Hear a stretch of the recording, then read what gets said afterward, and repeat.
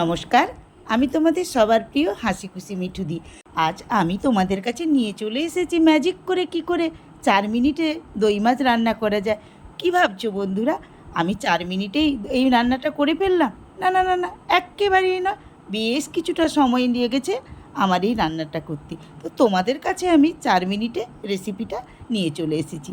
তো দেখো, কাতলা মাছটা নুন মাখিয়ে রেখে দিয়েছি, হলুদ দেবো না, কারণ এই রান্নাটা সাদাই হবে। এবারে দেখো, একটু পেঁয়াজ বেটে রেখে দিয়েছি, আর এখানে কাজু বাদাম আর পোস্ত বাটা করেছি, সাথে রয়েছে আদা বাটা, রসুন বাটা, কয়েকটা কাঁচা লঙ্কাও রেখেছি ফোড়নে দেওয়ার জন্যে। আর দেখো, দই মাছের মেন উপকরণ টক দই, সেটাও আমি ফেটিয়ে রেখেছি।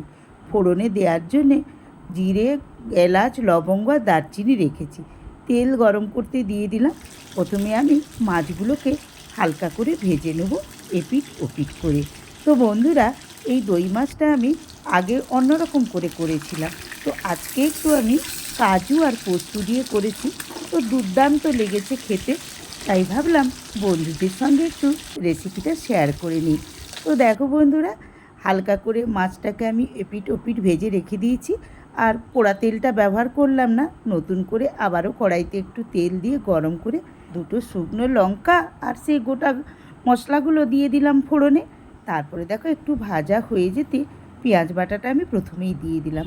হালকা আঁচে পেঁয়াজটাকে ভালো করে কষিয়ে নিতে হবে, অল্প অল্প জলও দিতে হবে। তারপরে দেখো, আদা আর রসুনের পেস্টটাও আমি দিয়ে দিলাম। হালকা আঁচে আস্তে আস্তে অল্প করে জল দিয়ে দিয়ে মশলাটাকে আমি কষিয়ে নিয়েছি। তো দেখো, আমি একটু তেজপাতাটা পছন্দ করি, তোমরা নাও দিতে পারো, তো আমি দুটো তেজপাতাও দিয়ে দিলাম।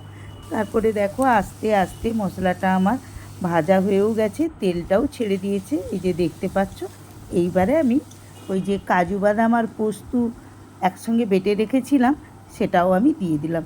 হ্যাঁ বন্ধুরা, ওর সঙ্গে আমি দুটো কাঁচা লঙ্কাও বেটে দিয়েছিলাম। বাদাম আর পোস্তুর বাটনাটা দিয়ে অল্প একটু জল দিয়ে এই মশলাটাকেও আমি ভালো করে অল্প আঁচে কষিয়ে নেব, যতক্ষণ না মশলা থেকে তেলটা ছেড়ে আসে।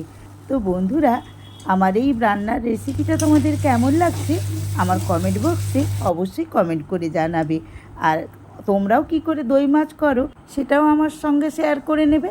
তো দেখো, এখন আমি ফেটানো দইটাও দিয়ে দিলাম। তারপরে নাড়াচাড়া করে মশলাটার সঙ্গে দইটাকে যতক্ষণ না মিক্সড হয় ততক্ষণ নেড়ে নেড়ে আমি কষিয়ে নিলাম। তারপরে দেখো, একটু জল দিয়ে দিয়েছি। এইবারে আন্দাজ মতো নুন দেব আর চিনিও দেব, কারণ এই রেসিপিটা একটু টক মিষ্টি ঝালঝাল হয়। তো বন্ধুরা দেখো, মশলাটা আমার ফুটে উঠেছে। এবারে আমি মাছগুলোকে দিয়ে দিলাম। তো মাছগুলোকে দিয়ে একটু ঢাকনা দিয়ে আমি আঁচটাকে কমিয়ে দেব। হালকা আঁচে এই মশলাটার সাথে মাছগুলোকে ফুটিয়ে নিতে হবে, তাহলে এই দই আর মশলাটা মাছের মধ্যে একেবারে ঢুকে যাবে। তো কয়েকটা কাঁচা লঙ্কা দিয়ে আবারও আমি ঢাকা চাপা দিয়ে দিয়েছিলাম।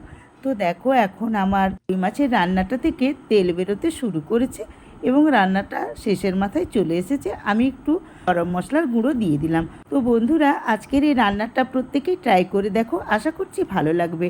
আর যেসব নতুন বন্ধুরা আমার এই চ্যানেলের ভিডিওটা প্রথম দেখছো, তাদের কাছে আমার এই চ্যানেলটাকে সাবস্ক্রাইব করে পাশে থাকা বেল আইকনটিকে অল করে দেওয়ার অনুরোধ জানালাম। আর আমার চ্যানেলের নতুন বন্ধু হওয়ার জন্যে স্বাগত জানালাম। আজকের ভিডিওটা আমি এখানেই শেষ করছি। পরের ভিডিওতে আবারও তোমাদের সঙ্গে দেখা হবে, কথা হবে। আজকের মতো সবাইকে টাটা।